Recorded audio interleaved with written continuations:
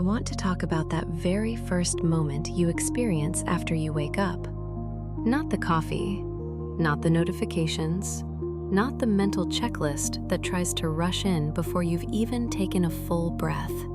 I mean that tiny in-between space where your eyes are open, but the day hasn't claimed you yet. Most people move right past it, but your brain doesn't. There's something quietly powerful happening there, something that sets the tone for everything that follows. You see, your mind has a natural rhythm. When it isn't focused on a task, it slips into a default state.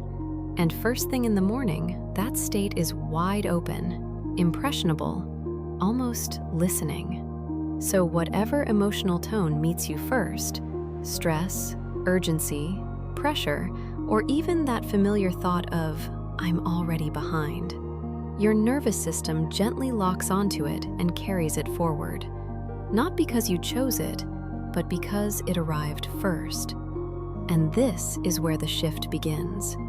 Because with just a little intention, nothing dramatic, nothing perfect, you can guide your mind somewhere else, somewhere calmer, steadier, kinder. It doesn't require waking up earlier. It doesn't require a flawless routine. It simply asks you to notice the beginning. Right after you wake up, your brain is like a blank page. Whatever gets written first tends to shape the rest of the story. And for so many of us, that page gets filled with other people's urgency before we even sit up. Emails, headlines, messages, noise. So instead, imagine pausing, just for a breath.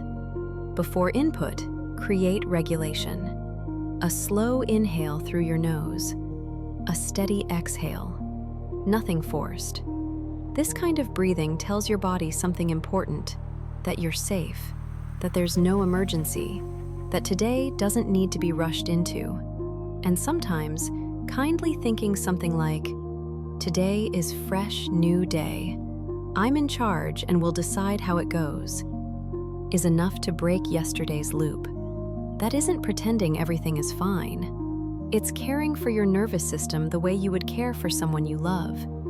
And once your body begins to settle, something beautiful happens. Your attention follows. This is where tiny moments start to matter. Not the big, abstract things we're told to be grateful for, but the small, sensory details your brain can actually feel. The warmth of your blanket, the smell of fresh coffee brewing, the quiet sound of the shower warming up. These little observations gently train your mind to notice steadiness instead of scanning for threat. And over time, your emotional chemistry shifts. Stress lessens. Optimism stops feeling like something you have to force. You're not ignoring what's hard. You're simply widening the lens.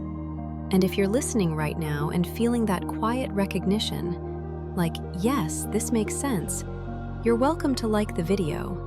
Not because you have to, but as a small moment of agreement between us.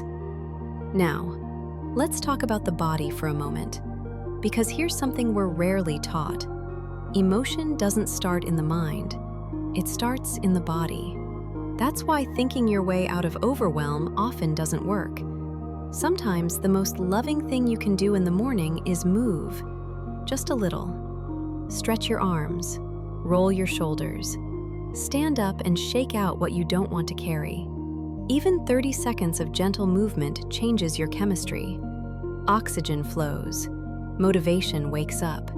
Your system remembers how to move forward. So if your mornings ever feel foggy or heavy, try not to analyze it. Let your body lead first. Your thoughts will follow. And when your mind feels clearer, instead of asking yourself everything you need to do, try asking something simpler. Something like, what's one tiny step I can take today to make this day a little better? Not impressive, not perfect, just honest. One small intention gives your mind somewhere to rest instead of spiraling. Progress doesn't need to be big to be powerful. Clarity calms the nervous system more than certainty ever could. And before the day fully begins, it helps to anchor yourself, gently. Not with blind positivity, but with choice. You might say quietly, "No matter what shows up today, I choose to stay grounded." Or, "I decide where my attention goes." This isn't about avoiding stress. It's about learning how to return to center when stress appears. That's emotional strength. That's self-trust. And if you want to deepen this space just a little, without turning it into a whole production, you might delay checking your phone for a few minutes, open a window, play soft music, write one simple sentence, or drink water before caffeine. None of it is required. Each of these gestures sends the same message to your nervous system. I'm safe. I'm present.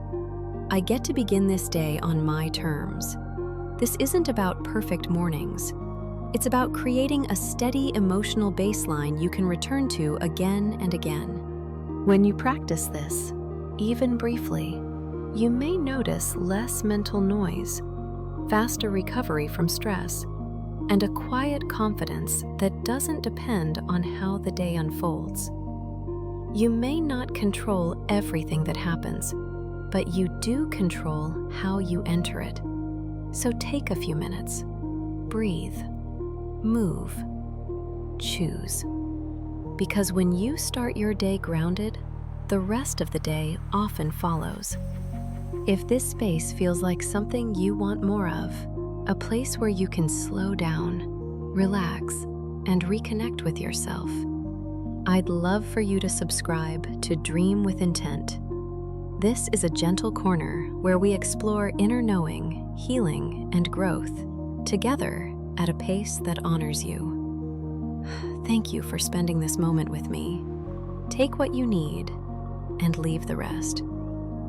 This is Seraphina, a name I write under to reflect the essence, heart, and purpose behind this space within Dream with Intent.